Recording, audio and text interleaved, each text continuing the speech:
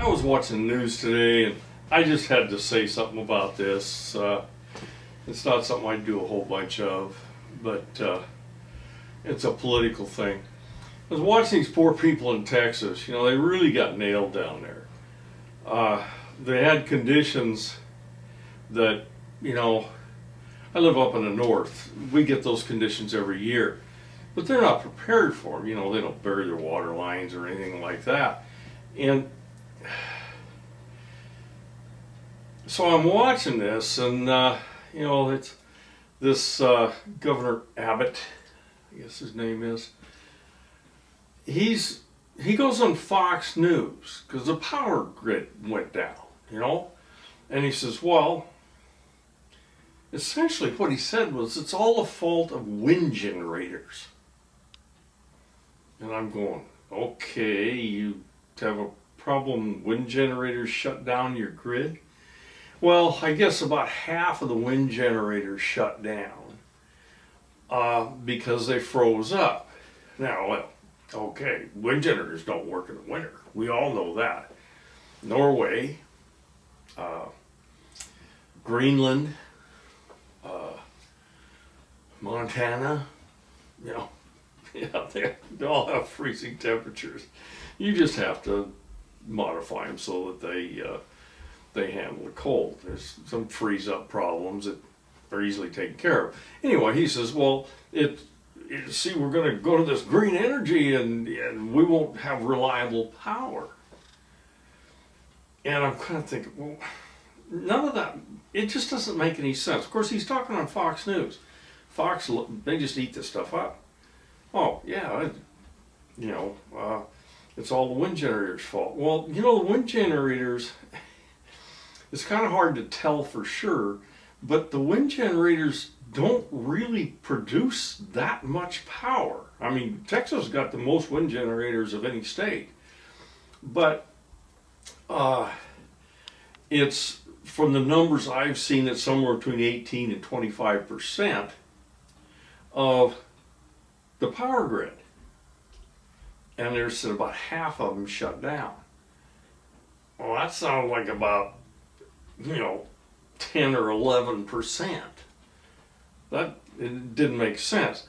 And then he comes out, and a few hours later he's giving this news conference, and he says, well, no, the natural gas generators failed. Hold it a sec, guys. You just said the wind generators shut this thing down.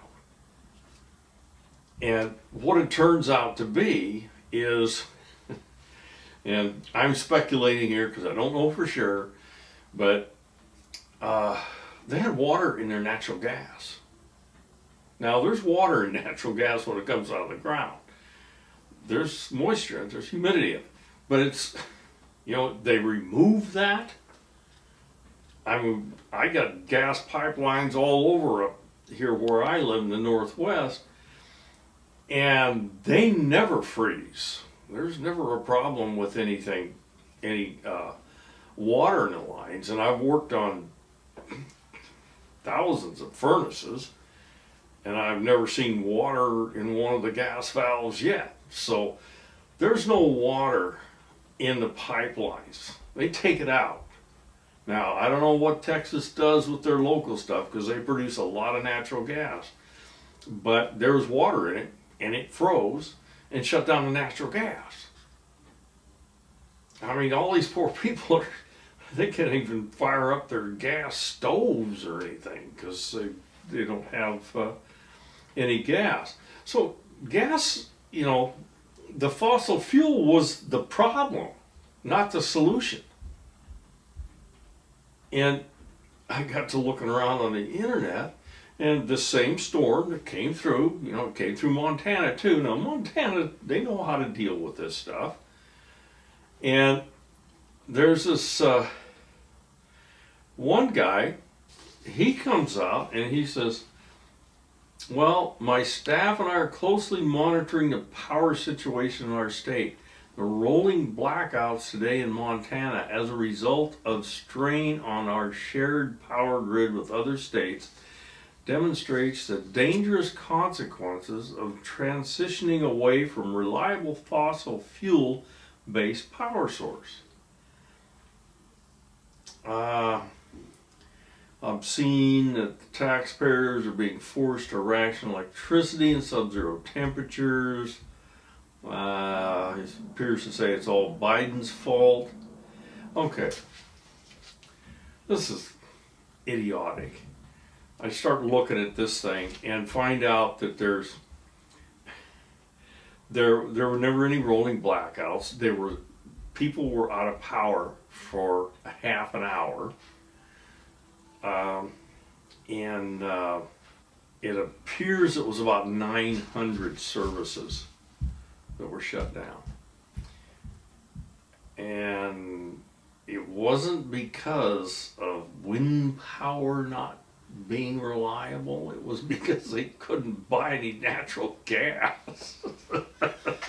There's some sort of purchasing thing where they couldn't get natural gas. Why do politicians lie about this stuff and just say things are true that are demonstrably false? I don't know, they always have.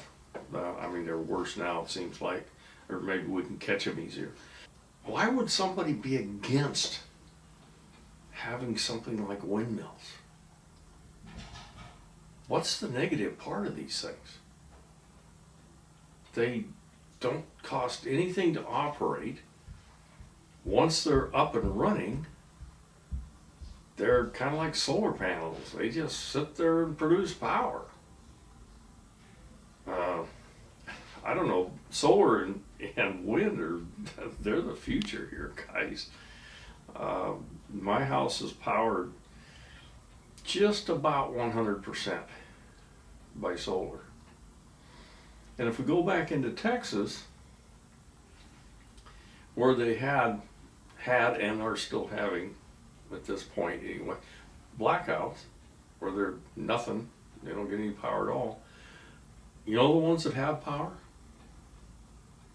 The ones that have solar with backup batteries. They're the only people that got power. The ones with solar with backup batteries. Is everything backwards when you talk to politicians? Seems like it, doesn't it? Anyway, that's my gripe for today. That's it on this one.